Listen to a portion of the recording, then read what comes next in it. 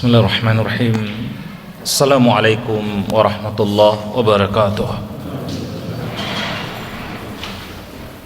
Alhamdulillah, nahmaduhu wa nasta'inuhu wa nastaghfiruh wa na'udzu billahi min sururi anfusina wa sayyiati a'malina. May yahdihillahu fala mudilla lahu wa may yudlil fala hadiyalah. Wa asyhadu an la ilaha illallah wahdahu la syarika lah wa asyhadu anna Muhammadan 'abduhu wa rasuluh. Allahumma salli wa sallim wa barik ala nabiyyina Muhammad wa ala alihi wa ashabihi ajma'in. Ma'asyar muslimin jamaah salat subuh rahimani wa rahimakumullah. Ya, sedianya pada kesempatan pagi hari ini kita melanjutkan ya pembahasan dalam kitab Akhlaqun Nabi wa Adabuhu, yang sebenarnya tepat juga ya. Tapi karena mungkin terlalu panjang, nanti ini kita akan letakkan belakangan, yaitu bagaimana sikap tegasnya beliau sallallahu alaihi wasallam. Ya, ternyata kalau yang sebelumnya kita telah membahas ada dua sifat tegas ya, di samping sikap lembut dari beliau sallallahu alaihi wasallam, maka di antara sikap tegas yang pertama pekan lalu kita bahas bagaimana beliau sallallahu alaihi wasallam menghajar ya, atau mendiamkan ya, tidak boleh ada yang bicara ya kepada sahabat Ka'ab bin Malik dan dua sahabat yang lainnya, karena mereka tidak bergabung dalam perang Tabuk. Kemudian yang kedua, kita juga sudah menceritakan bagaimana Rasulullah sangat tegas ketika istri-istri beliau itu menuntut sesuatu yang tidak beliau miliki, maka kemudian dilakukan hajar itu selama 1 bulan ya. Bahkan waktu itu kemudian disuruh para istri Nabi tadi untuk memilih apakah kemudian melanjutkan pernikahan tadi atau berpisah dengan Rasulullah Sallallahu Alaihi Wasallam. Nah hari ini, tapi mungkin kita letakkan di belakang kalau waktunya nutut, adalah berkaitan dengan tegasnya sikap beliau Sallallahu Alaihi Wasallam berkaitan dengan adab. Ya, utamanya ini adalah adab tentang makan. Jadi waktu itu diceritakan dari Salamah bin Aku, kata beliau, ada seseorang yang makan di sisi beliau sallallahu alaihi wasallam bishimalihi, ternyata dia makan ini dengan tangan kirinya ya, makanya saya hubungkan tadi, oh berarti nyambung ini dengan apa namanya akikah gitu ya. Jadi karena memang kita akan menjelaskan juga sebenarnya nanti adalah adab berkaitan dengan makan ya, yang ini memang menjadi kebiasaan kita tiap hari kita ya, kalau tidak 2 kali 3 kali bahkan ada yang lebih ya makannya tadi. Maka karena menjadi kebiasaan harian, tentu setiap kita dituntunkan untuk ya mengetahui adabnya ya. Nah, dan anak-anak itu juga perlu kita ajarkan. Maka Rasulullah mengatakan kepada sahabat ini, kul biyaminik, engkau makan dengan tangan kananmu. Maka orang ini mengatakan, la astati, aku tidak bisa. Nah, berarti mungkin dia kidal ya. Maka apa kata beliau ya, ma mana'ahu illal kibar, tidak ada yang bisa melarang engkau untuk makan dengan tangan kanan ini kecuali karena kesombongan dalam dirimu ya. Ini menunjukkan sebenarnya wallahu alam, ini mungkin memang perlu diteliti secara medis atau apa begitu ya. Sebenarnya ada orang ya makan mungkin dengan tangan kanan atau dengan tangan kiri, atau mungkin kebiasaan kidal pun itu sebenarnya bisa dirubah ya, terutama kalau memang dibiasakan sejak kecil. Kalau orang tadi sejak kecil mungkin misalnya sudah membiasakan makan bahkan dengan tangan kirinya ya, maka mungkin sampai besar pun dia akan ya terbiasa dengan yang seperti ini ya. Ada banyak hadis-hadis ya yang intinya memerintahkan supaya kita ini ya makan itu dengan tangan kanan, dan beliau sallallahu alaihi wasallam naha ayyakul rajul bishimalihi, beliau melarang kita itu untuk makan termasuk untuk minum itu dengan tangan kirinya ya. Loh, tapi kita kan habis makan nih, kita makan dengan jari kita, ternyata ada air. Loh, makannya nanti mungkin pakai gelas misalnya, kan kotor. Nah, mungkin ada akhirnya, mungkin kalau belum tahu kebiasaan kadang minumnya langsung dengan tangan kirinya. Maka ini kata para ulama tetap tidak boleh ya. Paling tidak kalaupun tangan kiri kita fungsikan, maka tetap itu dibantu dengan tangan kanan, sehingga bukan kemudian ya, minum langsung seperti ini, karena yang minum dengan tangan kiri itu adalah setan ya.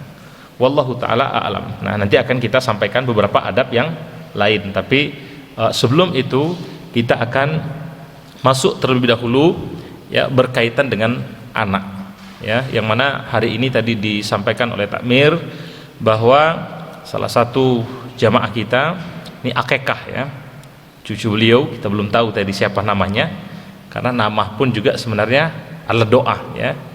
Jadi Masya Allah, punya anak itu adalah suatu nikmat bagi orang tua ya, sekaligus juga menjadi fitnah. Makanya Allah Subhanahu wa taala berfirman, innama amwalukum wa auladukum fitnah. Sesungguhnya harta kalian dan anak-anak kalian itu adalah fitnah. Satu sisi, kalau kita benar dalam mendidik anak-anak kita, menyiapkan anak-anak tadi menjadi anak-anak yang ya, mereka ini tauhidnya kuat, ibadahnya dijaga, mereka punya adab yang baik, intinya mereka adalah anak-anak yang soleh atau anak-anak yang soleha, maka mereka akan menjadi investasi kita, bukan cuma sekedar di dunia, bahkan nanti setelah kematian kita. Makanya beliau sallallahu alaihi wasallam mengatakan, kalau mati seorang manusia atau ibnu Adam ya, maka in qata amalu illa min thalathin, hakikatnya semua amal kita ini akan terputus kecuali karena 3 perkara ya, sedekah jariah, ilmu bermanfaat yang kita tinggalkan, dan waladun soleh yad'uhu lahu, kalau kita punya anak soleh yang senantiasa mendoakan kita. Bahkan para ulama mengatakan ini tidak bisa dipisahkan ya, waladun soleh yad'uhu lahu. Kata mereka dari hadis ini menunjukkan bahwa seorang yang soleh pasti dia akan mendoakan orang tuanya ya. Maka kita meskipun saya sudah mbah-mbah ini, saya sudah kakek, saya sudah nenek, tapi hakikatnya kita tetap adalah anak bagi orang tua kita, meskipun orang tua kita sudah meninggal. Maka wajib tetap bagi kita, sebagai bentuk apakah kita ini sebagai orang yang soleh atau tidak, kita cek dengan doa kita tadi ya. Kalau kita meskipun orang tua tadi sudah meninggal, tapi tetap kita doakan, insya Allah doa itu tetap sampai. Kemudian yang kedua, ini juga pertanda kalau kita adalah anak yang soleh. Kalau kita menjadi anak yang soleh bagi orang tua kita, maka insya Allah Allah pun akan menjadikan anak-anak kita adalah anak-anak yang soleh untuk diri kita. Jadi jangan kita misalnya berharap anak kita jadi anak yang soleh atau anak yang soleha, tapi ternyata diri kita sendiri tidak berusaha menjadi anak yang soleh untuk orang tua kita. Nah, ma'asyarul muslimin jamaah salat subuh rahimani wa rahimakumullah, ternyata memang ya, karena memang ini investasi yang luar biasa tadi, melahirkan anak yang soleh itu tidak bisa kemudian dengan tiba-tiba, ada proses panjang. Bahkan sebenarnya proses melahirkan anak yang soleh itu bukan cuma sekedar setelah lahir kemudian gimana kita mendidiknya ya. Pernah dulu dikisahkan ya, suatu hari ada seseorang yang datang kepada syekh gitu ya, dia seperti ini, baru punya anak ya, baru punya anak, kemudian dia katakan, syekh ya, berikan nasihat kepadaku bagaimana aku harus mendidik anakku supaya anakku ini menjadi anak yang soleh. Apa kata syekh tadi? Ta'akharta, engkau terlambat, kenapa engkau baru bertanya sekarang? Seharusnya kalau engkau ingin mempunyai anak yang soleh, anak-anak yang soleha, maka ini harus dimulai bahkan sebelum pernikahanmu. Harus dimulai bagaimana kemudian mempunyai istri yang akan melahirkan anak-anak kita, yaitu istri yang soleha. Karena hakikatnya apa? Al-um madrasatul ulah, ibu itulah yang nanti akan sangat besar pengaruhnya dalam pendidikan anak-anak kita. Jadi kita sudah jadi orang soleh sekalipun, tapi istri kita kemudian tidak bisa mendampingi mereka, anak-anak tadi dengan baik, karena memang mau tak mau, meskipun pendidikan anak itu tanggung jawab orang tua, baik bapak maupun ibu, tapi ibu hakikatnya waktu yang mereka habiskan bersama anak-anak itu jauh lebih banyak. Maka ya, kata Syekh tadi ya, engkau seharusnya ya mulai kalau ingin punya anak yang soleh itu dengan mencari istri yang soleha. Tapi sunatullah lagi-lagi at-tayyibuna lit-tayyibat, pasangan kita itu hakikatnya adalah cermin bagi diri kita. Jadi jangan sampai kemudian kita berharap punya istri yang soleha, sementara kita sendiri tidak berusaha menjadi orang yang soleh, ya. Loh, tapi kan sudah menikah, terus gimana? Ya berarti yang sudah ada itu, nah itu dididik, ya, ditarbiyah, bagaimana kemudian ya sama-sama tadi punya komitmen untuk memperbaiki diri, sehingga baik seorang suami maupun seorang istri betul-betul menjadi ya orang tua yang soleh dan soleha, yang akhirnya akan bisa mendidik anak-anak tadi menjadi anak-anak yang soleh dan soleha. Nah, akikah itu adalah salah satu dari ya kewajiban orang tua, ya. Dan sebelumnya ya ada banyak kemudian yang lainnya tadi, ya, termasuk misalnya dengan memberikan nama yang baik, banyak mendoakan anak tadi. Bahkan di antara sunnah yang Rasulullah tuntunkan yaitu dengan mentahnik, ya. Jadi beliau sallallahu alaihi wasallam, dari Aisyah radhiyallahu anha diceritakan pernah beliau dulu menjenguk seorang bayi. Maka ketika menjenguk bayi tadi, beliau mendoakan keberkahan untuk keluarga ini, ya, keberkahan untuk bayinya, keberkahan untuk keluarga yang mendapatkan bayi tadi. Kemudian beliau mentahniknya. Maka Abu Ubaid mengatakan yang dimaksud dengan tahnik ini yaitu ya yumtada'u at-tamar, ya, memasukkan kormah ke mulutnya, tapi tentu kormah tadi itu telah dilembutkan terlebih dahulu, ya. Jadi kormah yang sudah dilembutkan, ya, bahkan kalau Rasulullah itu beliau kunyah sedikit kemudian diletakkan di langit-langit di dalam mulutnya tadi, ya, langit-langit dalam mulutnya, ya. Jadi ada tuntunan tahnik. Kemudian berkaitan dengan akikah, ya, Rasulullah SAW mengatakan setiap anak hakikatnya mereka ini adalah tergadai, ya, dengan akikahnya. Maka hendaklah orang tua tadi menyembelihkan, ya, bagi mereka ini pada hari yang ketujuh, wa yusamma fihi, dan memberikan nama, maksudnya adalah nama yang baik, ya, karena kalau namanya jelek nanti ya ketika dipanggil hakikatnya itu adalah doa dari orang tua, ya. Tapi kalau namanya baik kan setiap di samping kita memanggil anak kita tadi, maka itu juga hakikatnya sedang mendoakan anak kita. Ya Ahmad, wahai yang terpuji, misalnya kan bagus. Tapi kadang memang di Indonesia namanya sudah bagus, Ahmad, Muhammad, dipanggil Mamat, nah, ya Mamat. Nah ini wallahu alam, saya tidak tahu maknanya apa, begitu ya. Ya, jadi usahakan tadi ya memberikan nama yang baik.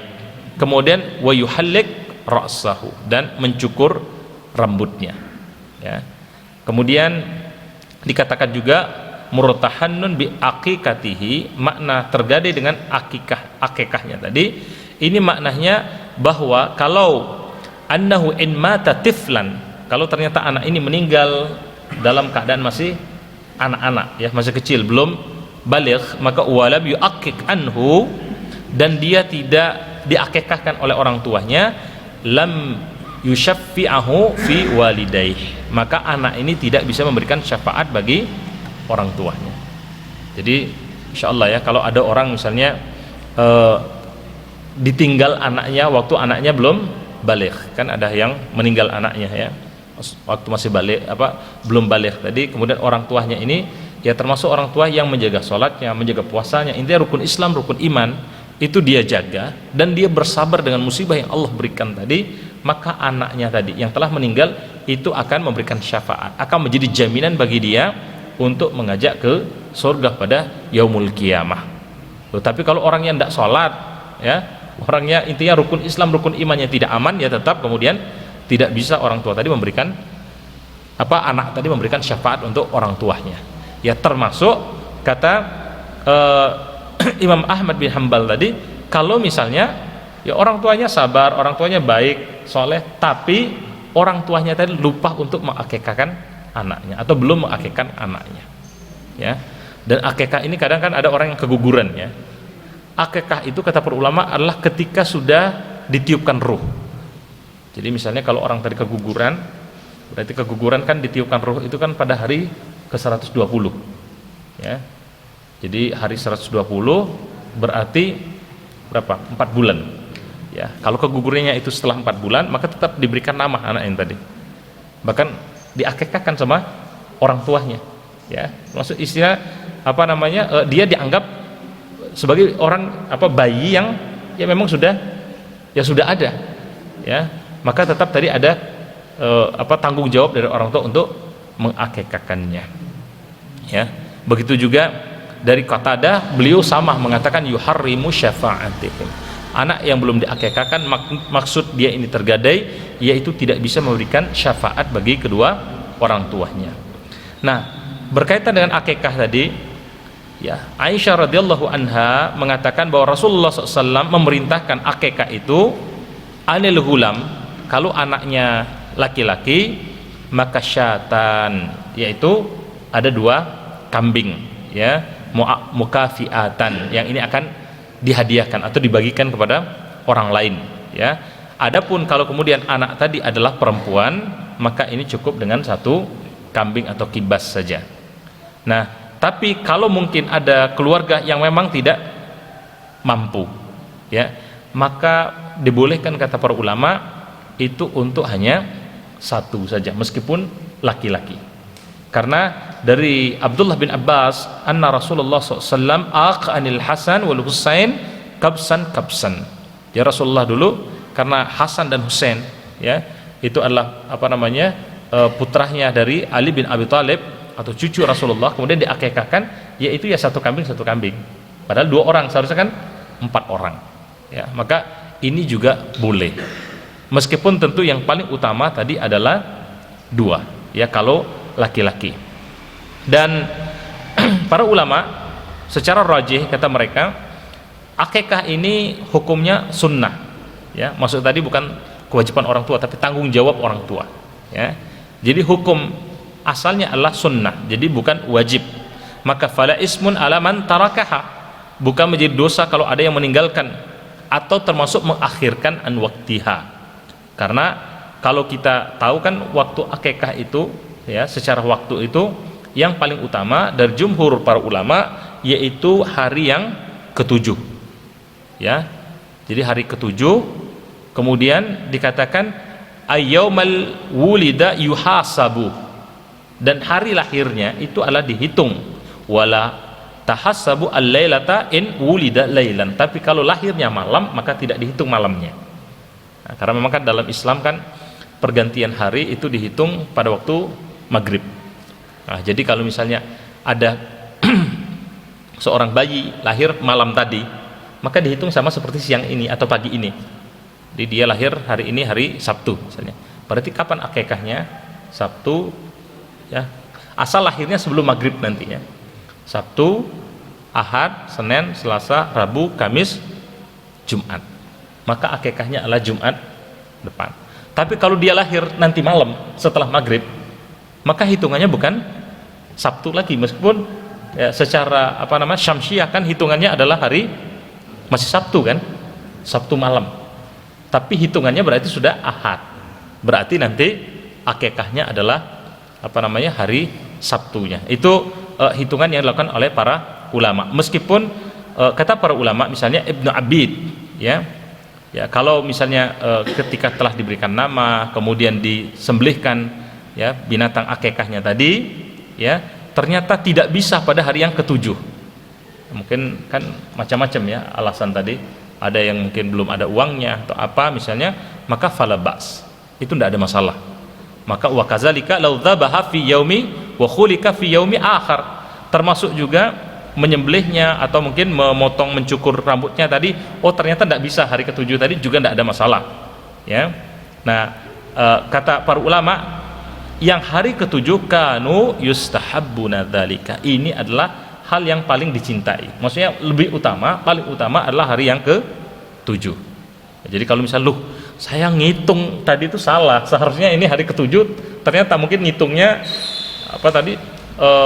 Sabtu malam dihitung Sabtu misalnya, padahal seharusnya sudah hitung Ahad. Tidak perlu ngulang lagi akekah, Pak, ya, nyembelih lagi, meskipun ya kita senang-senang saja misalnya, ya, wah apa sembelih lagi gitu, ya.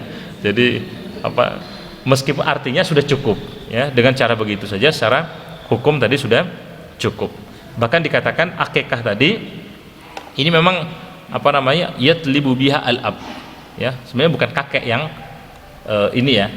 Nanti yang paling utama tadi harta atau uang yang digunakan untuk akikah itu adalah hasil kerja keras dari orang tuanya, dari bapaknya. Ya, bahkan saking pentingnya meskipun tadi hukumnya sunnah, apa dikatakan? Idza lam yakun indahu ma ya'uk. Kalau orang ini ternyata belum punya harta untuk mengakikah tadi, fastaqradah, maka boleh dia ngutang.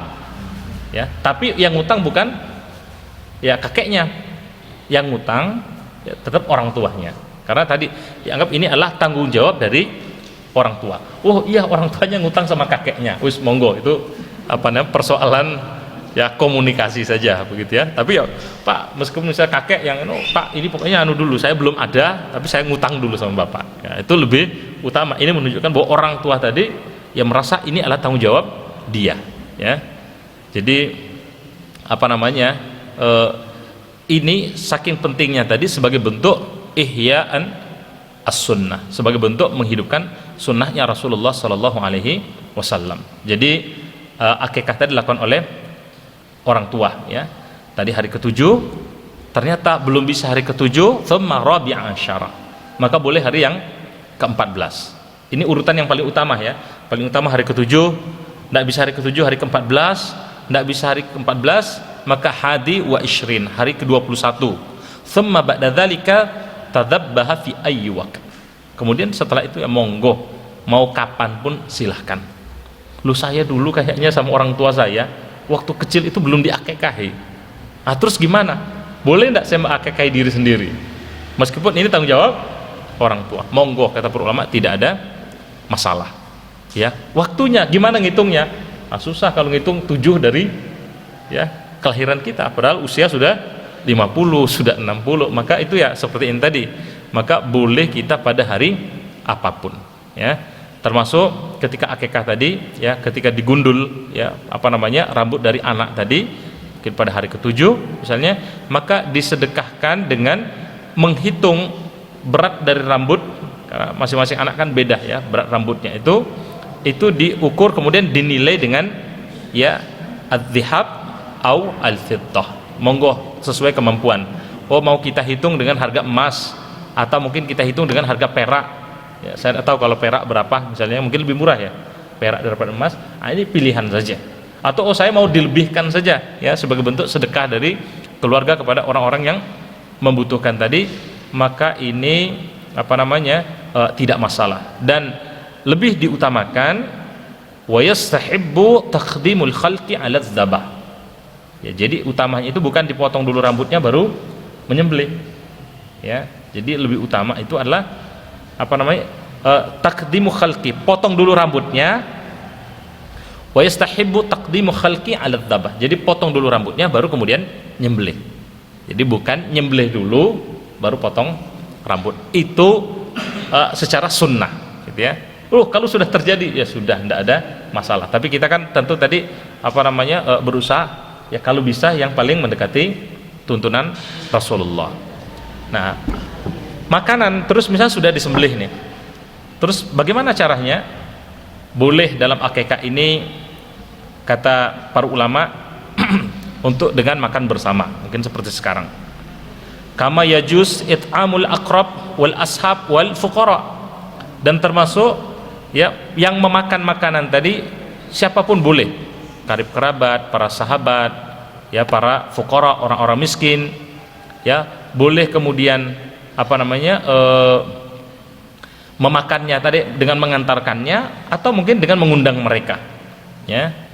Bahkan dibolehkan juga yuj'alul kalau dulu tuh rasul apa namanya dia tadi membagikannya dalam bentuk daging atau kemudian dalam bentuk telah memasaknya.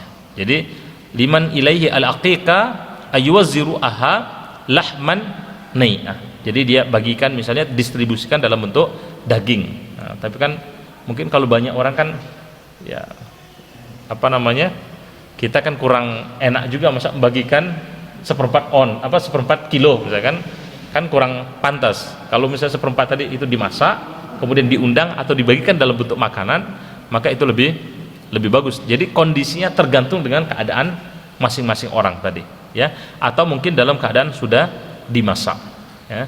Jadi orang fakir, jiran, karib kerabat, sahabat-sahabat, ya, termasuk yaqulu huwa wa ahluhu, ya, yang orang tuanya yang akikahi juga makan, keluarganya juga makan. Walahu ayyadu unnas al fuqara wal aghniya, diundang ya orang-orang fakir, orang-orang yang kaya dan seterusnya. Artinya untuk urusan makannya ini adalah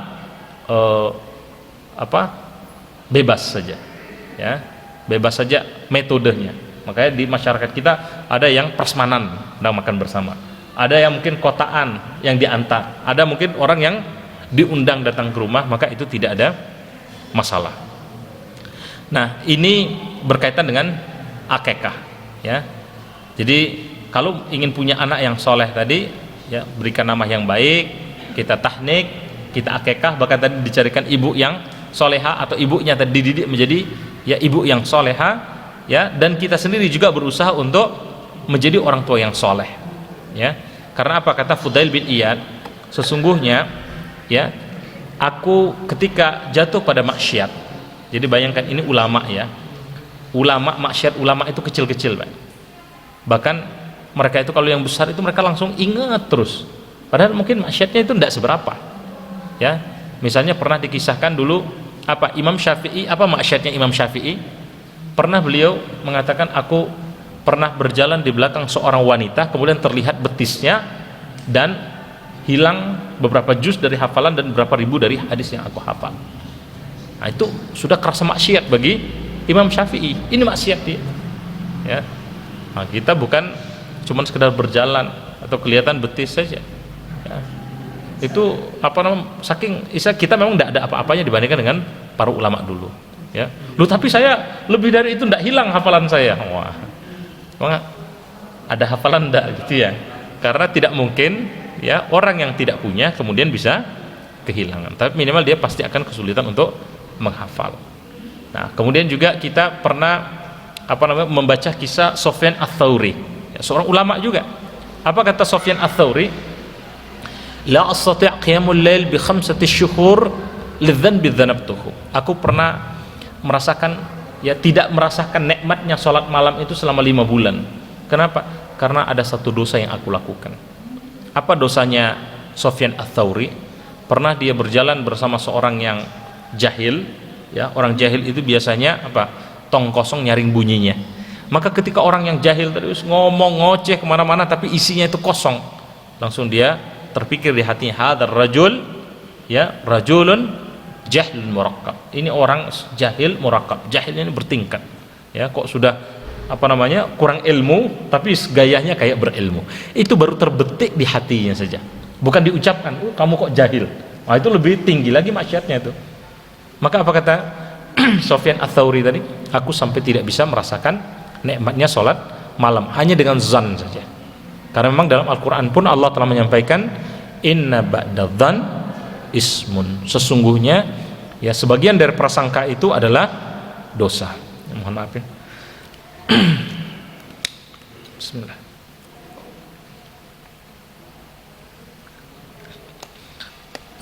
Jadi Fudail bin Iyad, apa kata beliau?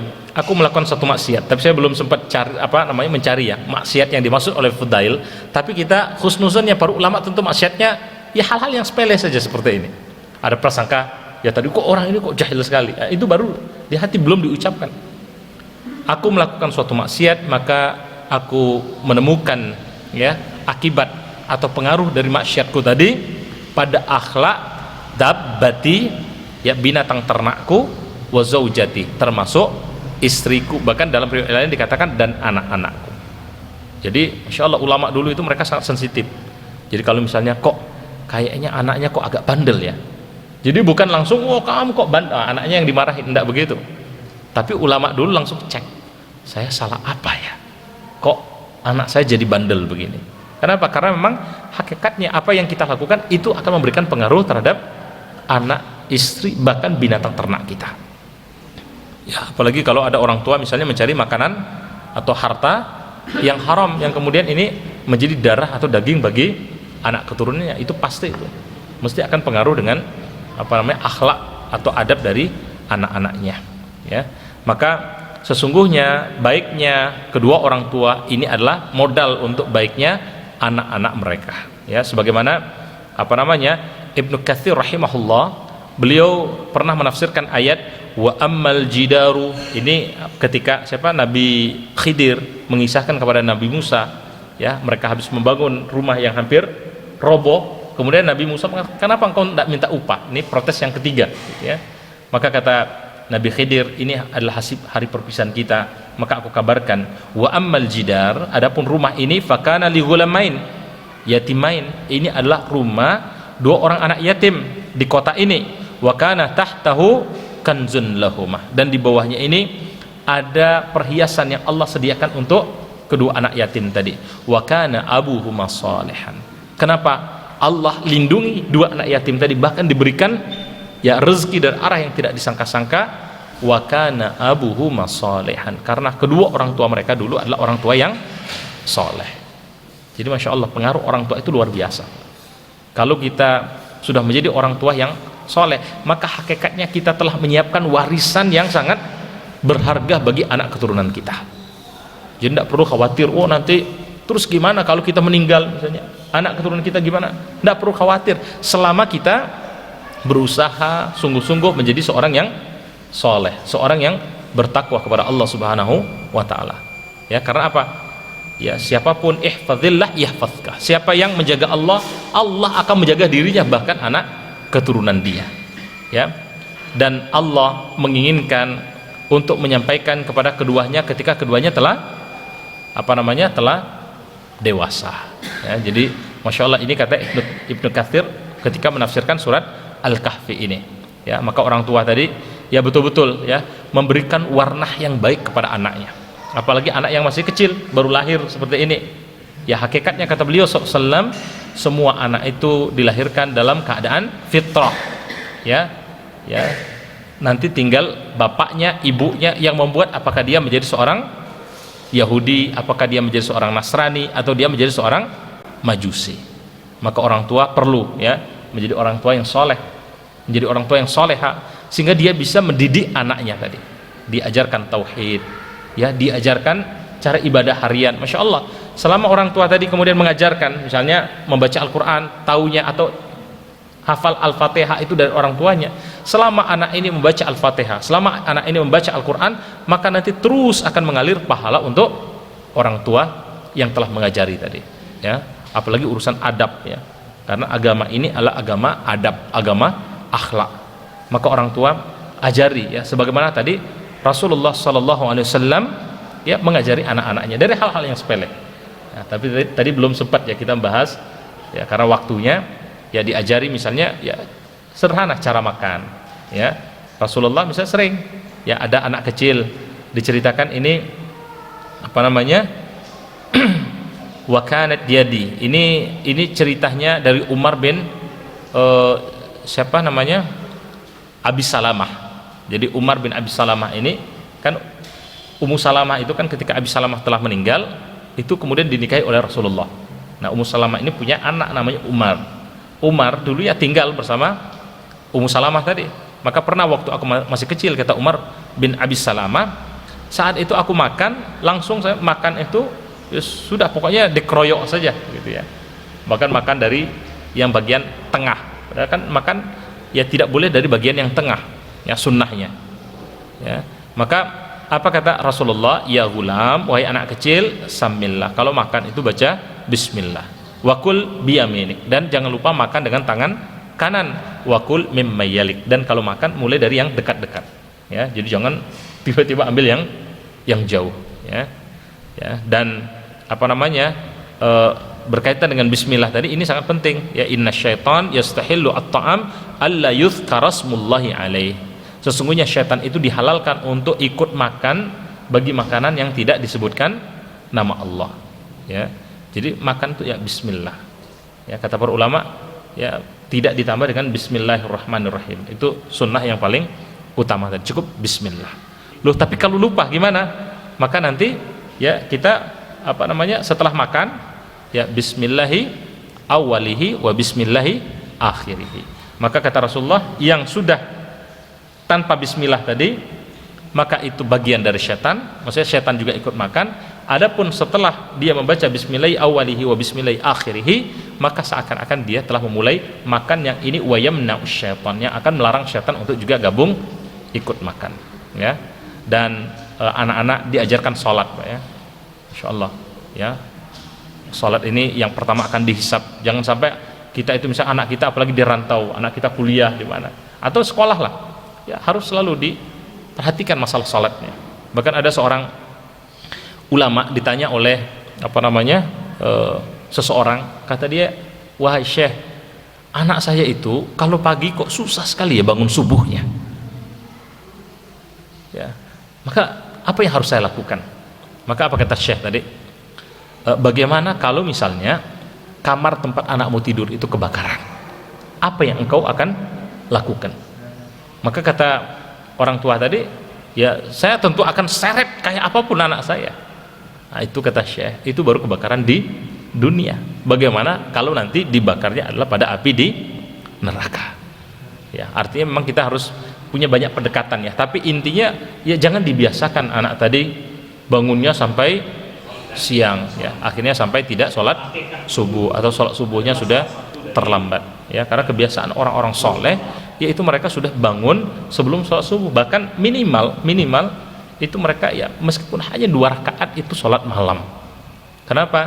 Karena Masya Allah sholat malam itu faedahnya sangat banyak. Di antaranya apa kata beliau sallallahu alaihi wasallam, ya, kalau salah seorang dari kalian tidur, idza nama ahadukum, maka aqada syaitan bi thalathatil uqud. Syaitan itu akan ikat kita dengan 3 ikatan.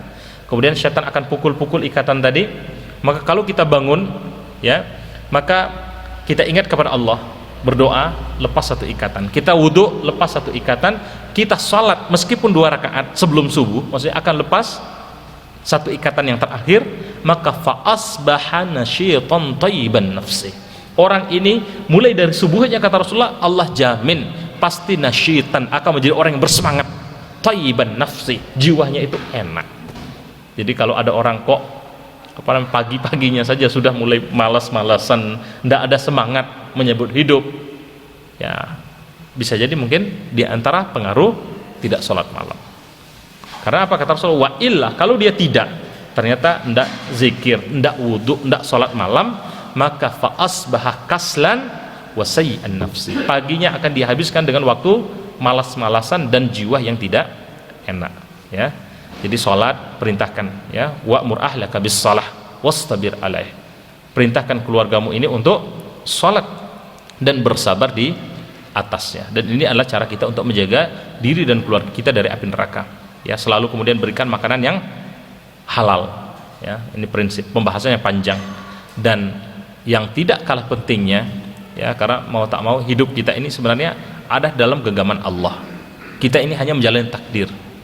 Maka orang tua harus banyak, ya, mendoakan anaknya, ya, termasuk kita juga mendoakan untuk diri kita sendiri, ya. Apalagi tadi orang tua dengan anak, ada 3 doa yang kata Rasulullah dia mustajab dan tidak mungkin akan tertolak. Doanya orang yang terzalimi, doanya musafir, wa da'watul walad ala waladihi, ya, dan doa dari orang tua kepada anak-anaknya, ya. Maka kita banyak doakan anak-anak kita tadi, sebandel apapun mereka sekarang. Betapa banyak kisah-kisah yang anak tadi berubah setelah kemudian, ya, orang tua tadi banyak mendoakan dengan kesabaran dari orang tuanya. Dan para nabi pun begini yang mereka doakan, ya. Nabi Ibrahim misalnya selalu dalam doanya beliau menyampaikan, Rabbi ja'alni muqimas shalah wa min dzurriyyati, ya Allah, jadikan aku ini orang yang menegakkan salat, begitu juga dengan anak keturunanku, ya. Kemudian Allah Subhanahu wa taala juga mengajarkan kepada kita supaya banyak berdoa, ya, walladzina yaqulu, yaitu mereka orang-orang yang mengatakan Rabbana hablana min azwajina wa dzurriyyatina qurrata a'yun. Ini harus selalu kita baca. Ya Allah, karuniakan kepada kami pasangan kami dan anak keturunan kami qurrata a'yun, ya, orang-orang yang menyejukkan pandangan. Wa ja'alna lil muttaqina imama, dan jadikan kami ini adalah pemimpin bagi orang-orang yang bertakwa, ya. Wallahu taala a'lam. Mungkin ini dulu, ya, yang bisa kita sampaikan, semoga ada manfaatnya. Dan cucu dari Pak Imam Hambali, ya, kita doakan mudah-mudahan tumbuh ini menjadi anak yang laki-laki atau perempuan? Ya, kalau laki-laki yang soleh, kalau perempuan yang solehah. Ya, begitu juga dengan anak keturunan kita semuanya. Ya, itu dulu sebelum kita akhiri. Kalau mungkin ada yang mau ditambahkan atau ditanyakan, ya kami persilahkan. Jadi untuk kitab Adabun Nabi, Akhlakun Nabi wa Adabuhu tadi belum sempat untuk kita bahas, insyaallah mungkin pada pertemuan berikutnya. Sudah cukup? Atau ada pertanyaan, silakan Bu.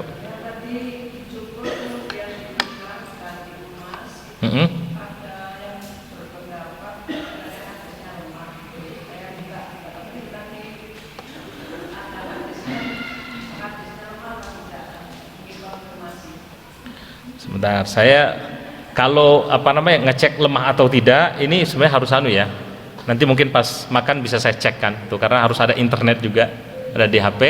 Tapi selama ini saya belum pernah membaca kalau mengatakan bahwa itu hadisnya lemah. Ya. Tapi insya Allah nanti mungkin Bu ya, pas sambil nanti duduk itu mungkin bisa kita cek kan. Ya. Oke. Ya, karena ini memang kalau sudah ini hadisnya kuat atau lemah, ya saya kita hanya melihat ini ada hadis ya yang banyak kita pakai dari hadis Bukhari, Muslim, ya sudah kita terima. Ya itu memang ada pakar hadisnya kalau untuk membahas begitu. Cuman selama ini saya pribadi pun juga belum pernah membaca ya kalau mengatakan bahwa itu adalah hadis lemah ya. Wallahu a'lam. Ya. Cukup? Ya demikian kiranya bisa kami sampaikan ya, semoga ada manfaatnya. Kita akhiri, subhanakallahumma bihamdika asyhadu an la ilaha illa anta astaghfiruka wa atubu ilaik. Assalamualaikum warahmatullahi wabarakatuh.